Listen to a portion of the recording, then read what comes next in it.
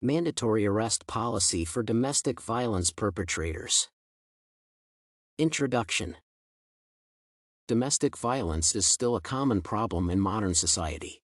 It involves abuse of children, intimate partners, and older adults and affects about 10 million people in the United States every year. Abuse can include economic, psychological, emotional, and physical, including sexual treatment. Violence is often challenging to detect, and the victims themselves can protect perpetrators and not seek help because of fear.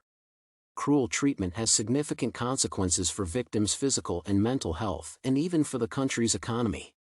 Therefore, it is essential to examine the law enforcement agencies' interventions and possibilities in addressing domestic violence. Even though such a measure as a mandatory arrest may interfere with family relations, it can have a deterrent effect. Law enforcement interventions addressing domestic violence. Family relations have long been considered personal, not implying the intervention of society and law enforcement agencies, even in cases of brutal treatment. Gradually, the view on the situation and the police response changed. They acted as mediators in resolving conflicts in the family. However, agencies did not use an arrest in such cases. Mediation often tried only to prevent escalation, and the perpetrator was not responsible for their actions. As a result, domestic violence was not restrained but only remained at the same levels. A potential effective measure that law enforcement agencies can use is the mandatory arrest of a person suspected of domestic violence. Such a procedure implies the detention of a suspect if there are good reasons for suspicion of violence.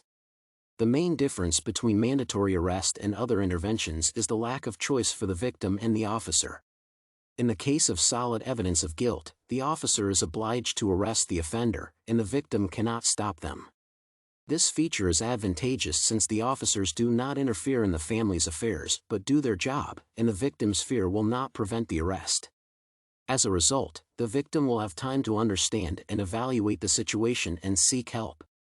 Many societies and organizations in the country are ready to help survivors of domestic violence, and they have hotlines where one can contact them.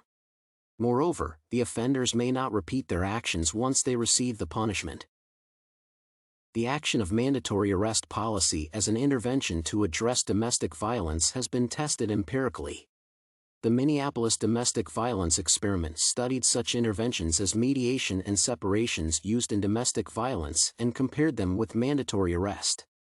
The researchers had an assumption that the arrest intervention should have had the most significant preventive and deterrent effect. Despite several confusions in the experiment, its results showed that arrest is an effective reaction to solve the problem of domestic violence. Such findings have influenced many states that have made policy changes to increase the use of mandatory arrests. Conclusion. Thus, the issue of domestic violence has a critical impact on American society. Law enforcement agencies do not always have the power to respond to suspicions of violence and protect their victims. The widespread intervention of mediation between the victim and the abuser does not have the necessary deterrent and preventive effect. Mandatory arrest can have the required impact and help curb domestic violence. It involves the offender's detention in the case of solid evidence of guilt, and even a frightened victim cannot interfere with the offender's punishment.